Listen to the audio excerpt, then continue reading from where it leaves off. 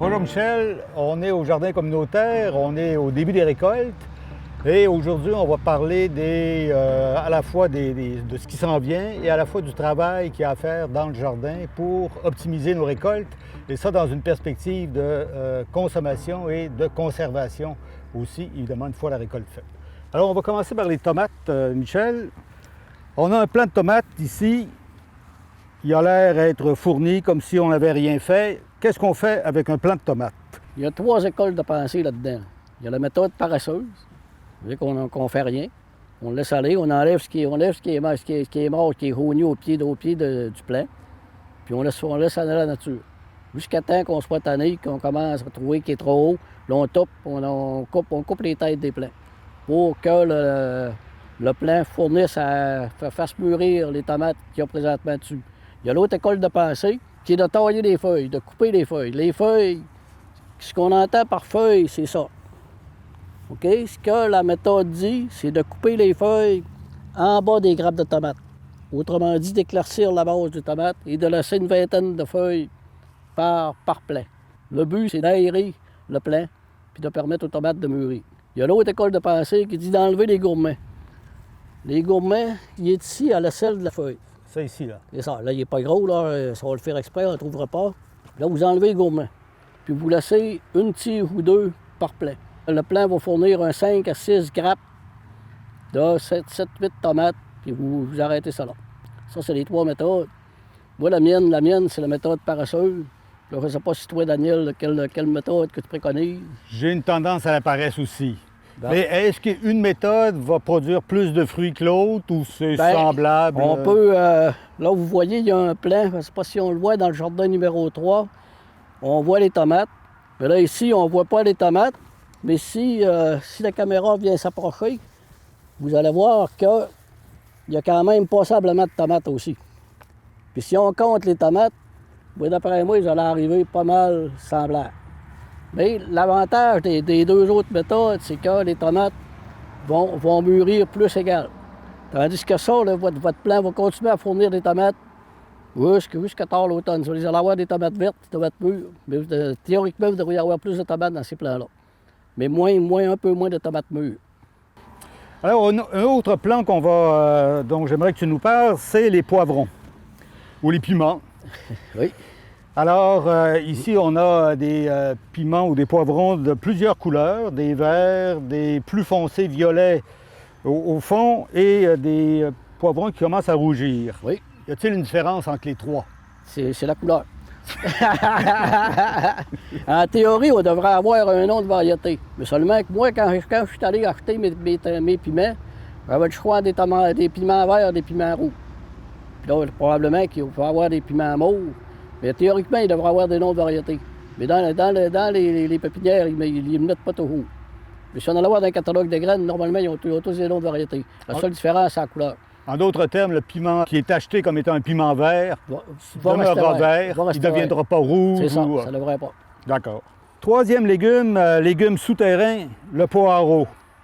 Alors là, on voit que le jardinier ou la jardinière a coupé la tête des feuilles. Oui. Y a-t-il une raison? Ça, moi, j'appellerais ça la méthode travaillante. Il y a la méthode paresseuse qui coupe rien. Mais moi, d'après moi, la longueur qu'on enlève en coupant, là, d'après moi, ça avait l'air coupé là. Je te dis, d'après moi, on n'enlève pas grand-chose. Et l'objectif de couper, ce serait? Théoriquement, ça devrait favoriser la grosseur du poireau, de la base du poireau.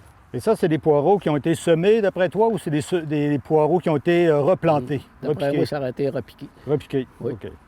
Parce qu'ils sont trop développés pour l'instant? Ils sont gros un peu. D'accord.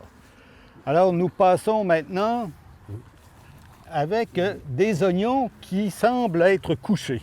Dans la nature, l'oignon, quand il est rendu à maturité, le plant, les queues vont se coucher comme ça. Ils vont le faire naturellement. Puis si vous le faites trop de bonne heure, c'est que l'oignon va arrêter de grossir. Vous allez couper la circulation de la sève dans le plant d'oignon. Quand, durant l'été, votre oignon, vous enlevez la terre autour de l'oignon pour le faire grossir, pour qu'il y ait de la place pour grossir. C'est à peu près tout ce qu'on a à faire.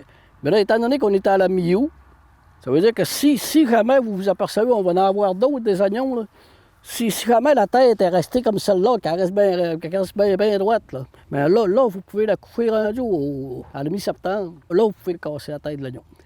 Et si on fait rien, on aura Oh. des oignons quand même? Oui. Mais seulement que là présentement, on n'en a pas. Là. Un oignon qui a un gros collet comme ça, là, normalement, il devrait se conserver moins. Ah, ok. Ça veut dire que si vous avez besoin d'un oignon durant l'été, vous ne ramassez pas un oignon qui est déjà maturé, vous ramassez un oignon que le collet est gros. Est-ce qu'on peut les consommer actuellement, les oignons? Pas de problème. Ou on doit attendre, Aucun problème. ou on doit attendre à la fin de la saison? Oh, si vous en avez besoin, là, puis allez pas en acheter à l'épicerie si vous en avez plein là. Récoltez ce que vous avez. Alors, une question concernant cette fleur. Oui. Ah oui. Alors, Ça, on peut penser que c'est décoratif. oui? On peut penser que c'est de l'ail. Il y a un jardinier qui m'a dit que ça ressemblait à de l'ail. Mais ce n'est pas de l'ail, c'est la fleur de l'oignon.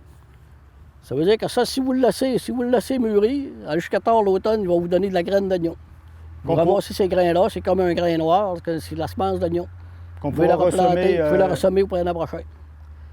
C'est bien belle découverte. C'est la façon que l'oignon se propage. Si vous le laissez tomber au sol, l'année prochaine, il va vous repousser, je sais pas, 15-20 oignons autour de ça, à cet endroit-là.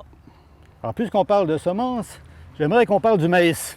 Oui, Alors, on reconnaît tous le plant de maïs, mais là, on voit quelque chose qui pourrait ressembler à une fleur, oui. et ici, quelque chose qui peut ressembler à des cheveux. Bien, ça c'est la fleur mâle du maïs.